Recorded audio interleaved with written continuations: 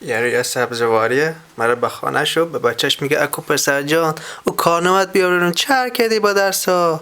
میگه بابا ما همه رو 20 بگرفته یم. یا نه بیار ببینیم چر کردی. خلاصه کارنامه رو میاره میبینه همه رو صفر گرفته یه. میگه پسر جان این همش صفر است که. میگه بابا ما همه رو 20 بگرفتم منتهای معلم کسکش مولش کرده همه رو صفر پا بده یه.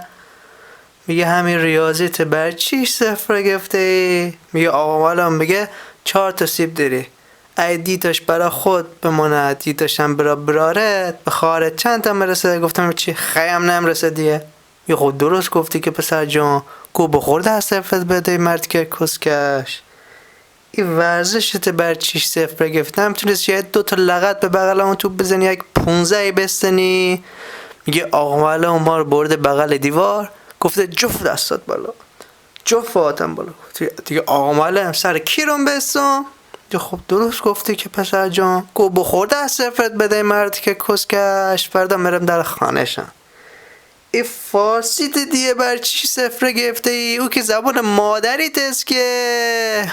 میگه آقا معلم میگه مینا میدهد مینا خواهر داد ایچ چه سیغه است. میگه آقا معلم ایده از سیغه نیستش که یارو جنده است دیگه. میگه خب درست گفتی که پسر جان گو بخورده از سپت به مرد که کسکش فردا مرم در خانه شد. این انشات دیگه بر چی صفر گفته.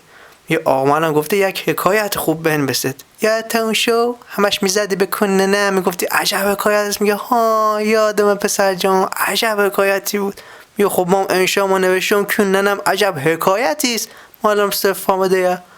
میگه خود درست نوشته بودی که پسر جان گو بخورده از صفرت بده مرد که کسکش. این حرف و فنت دیگه بر چی صفر بگفته.